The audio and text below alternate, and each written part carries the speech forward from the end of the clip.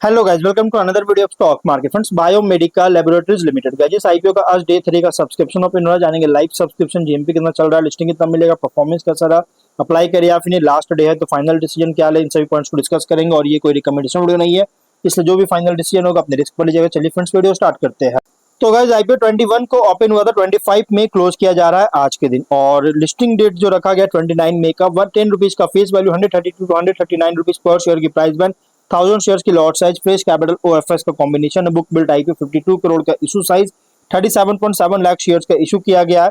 प्रभात financial services market maker, fresh capital 45 crore, 5 crore का OFS रखा गया है और एनएससी एसएमई पे लिस्टिंग किया जा रहा है। अलॉटमेंट डेट की बात करेंगे तो अलॉटमेंट डेट जो रखा गया है, अगर हम बात करें तो गाइस अलॉटमेंट डेट है 26 मई का।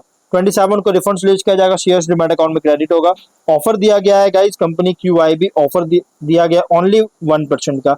Big H N 31, small H N 15.5 और रिटेल 47.5% ऑफर दी गई है। रिटेल ओनली 2 लॉट अप्लाई कर सकते हैं, 2000 शेयर्स मिलेंगे जो कि लगभग 2.8 लाख पे करना पड़ेगा। Small H N minimum 3 lot apply कर सकते हैं, 4.2 लाख पे करना पड़ेगा। मैक्सिमम 7 लॉट अप्लाई कर सकते हैं, 9.7 लाख पे करना पड़ेगा। Big H N minimum 8 lot apply कर सकते हैं, 11.1 लाख पे करना पड़ेगा। मैक्सिमम को कोई लिमिट नहीं है, लेकिन अगर 5 टाइम्स सब्सक्राइब होता है स्मॉल एच एन या बिग एच एन तो आपको मिनिमम लॉट होगा। जैसे स्मॉल एच एन में only 3 lot, big H N में ओनली 7 लॉट अलॉटमेंट किया जाएगा। अगर हम बात करें यहाँ पे गाइज कंपनी का सब्सक्रिप्शन का, तो 2 डे सब्सक्रिप्शन अगर देखा जाए तो गाइज कंपनी का सब्सक्राइब किया गया है क्यूआईबी में बहुत स्ट्रॉन्ग 16 टाइम का। और क्यूआईबी सब्सक्राइब किया है, इसका रीजन क्या है, क्योंकि ओनली 1% ही ऑफर दिया गया था, इस वजह से गाइज सब्सक्रिप्शन देखने को मिला है क्यूआईबी कैटेगरी में। और लगभग 16 टाइम का 5.7 लाख शेयर्स बिड किया, 8 करोड़ का 6 एप्लीकेशन सबमिट हुआ। बाकी रिटेल में ओवर सब्सक्राइब 1.4 टाइम का 17.9 लाख शेयर्स ऑफर था, 25.5 लाख शेयर्स का बीट किया, 35.4 करोड़ का 1276 एप्लीकेशन सबमिट हुआ, जो कि गाइज ओवर सब्सक्राइब है। बाकी एच एन आई में गाइज अंडर सब्सक्राइब है, जिसमें big H N I only 19% subscribe है, 2.2 लाख शेयर्स बीट किया, 3 करोड़ का। Small H N I 46% subscribe है, 2.7 लाख शेयर्स का बीट किया, 3.7 करोड़ का, जो कि अंडर सब्सक्राइब देखने को मिल रही है। अगर हम इसके जीएमपी की बात करेंगे गाइज, तो कंपनी का जो जीएमपी ट्रेड कर रहा है अगर देखा जाए तो गाइज इसका जीएमपी ट्रेड कर रहा है 0 रुपीज का, विच मीन कंपनी फ्लैट या तो डिस्काउंट लिस्टिंग करेगा। हाँ, जीएमपी इंक्रीज किया था, 3.5 रुपीज का जीएमपी आया था, बट कंपनी का परफॉर्मेंस आईपीओ परफॉर्मेंस कोई खास नहीं था, जिसकी वजह से जीएमपी 0 रुपीज पे आ गया। और इसलिए जब कंपनी फ्लैट या तो डिस्काउंट लिस्टिंग कर सकता है। बिजनेस मॉडल की बात करें तो इस पर मैं ज्यादा कुछ बात नहीं करूंगा, मैंने ऑलरेडी वीडियो बना रखा है, लेकिन मैं फिर भी बता देता हूँ कंपनी करती क्या है। देखिए कंपनी का जो बिजनेस है ना, ये बी टू बी सेगमेंट में फार्मा प्रोडक्ट्स मैन्युफैक्चरिंग और ट्रेडिंग में इंगेज है। और मोस्ट ऑफ बिजनेस जो है ना इसका आता है कॉन्ट्रैक्ट मैन्युफैक्चरिंग में, फार्मा प्रोडक्ट का कॉन्ट्रैक्ट मैन्युफैक्चरिंग से इसका मोस्ट ऑफ इट्स बिजनेस आते हैं। और जो कि एक हाईली कॉम्पिटेटिव फ्रैगमेंटेड सेगमेंट में ऑपरेट कर रहा है। कॉम्पिटिटर की बात करेंगे तो बहुत सारे कंपनीज के कॉम्पिटिटर है, वैसे मैं आपको बता देता हूँ। वैसे पीयर्स में तो जेनोटेक हो गया, शुक्र फार्मा हो गया, ये दोनों इसके कॉम्पिटिटर है, सेम बिजनेस प्रोवाइड करता है। फाइनेंशियल की बात करेंगे तो टॉप एंड बॉटम लाइन में ग्रोथ होता हुआ देखने को मिल रहा है। अगर हम यहाँ देखेंगे जो कि 24 में 15.3 करोड़ का रेवेन्यू, 2.5 करोड़ का प्रॉफिट, 25 में 38 करोड़ का रेवेन्यू, 9.8 करोड़ का प्रॉफिट, 8 मंथ्स में 28.6 करोड़ का रेवेन्यू, 8.6 करोड़ का प्रॉफिट है, जो कि टॉप एंड बॉटम लाइन में ग्रोथ होता हुआ देखने को मिल रही है, कंसिस्टेंट ग्रोथ है।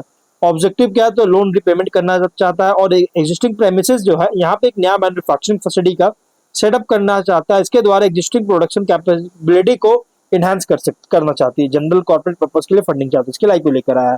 Ratios R O E R O N W 54.4, R O C 23.2, PAT margin 30.3, EBITDA margin 47.1, P debt to equity 2.2 time का, पीबी है 8.6 टाइम, पी रेशियो 13 टाइम का, promoter holding ratio 100%, market cap 174.8 crore के around होगा। Company का recent financial data के according प्राइसमेंट जो रखा गया एग्रेसिव प्राइस रखी गई है, मतलब कि ओवरली बहुत ज्यादा ओवरली प्राइस रखा गया आईपीओ का। स्वॉट एनालिसिस करेंगे तो स्ट्रेंथ में अगर देखा जाए तो फार्मास्यूटिकल इंजेक्टेबल और पैरेंटल फॉर्मुलेशन सेक्टर में ऑपरेट करता है।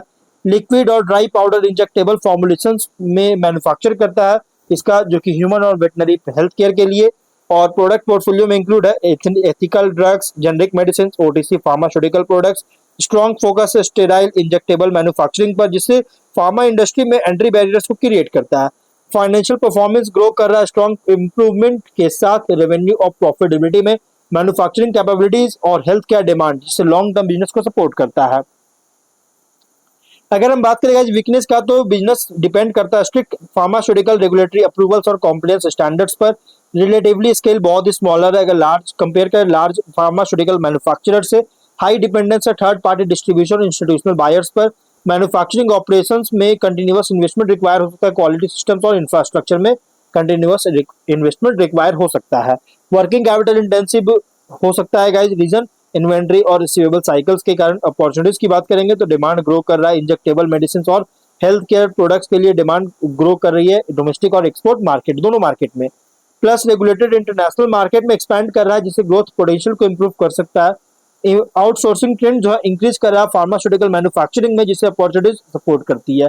कैपेसिटी एक्सपैंड कर रहा है, जिससे प्रोडक्शन स्केल और ऑपरेशनल एफिशिएंसी को इंप्रूव कर सकता है। Health care awareness, chronic disease treatment बहुत तेजी से राइज हो रहा है, जिससे सपोर्ट फार्मा सेक्टर ग्रोथ को सपोर्ट करता है।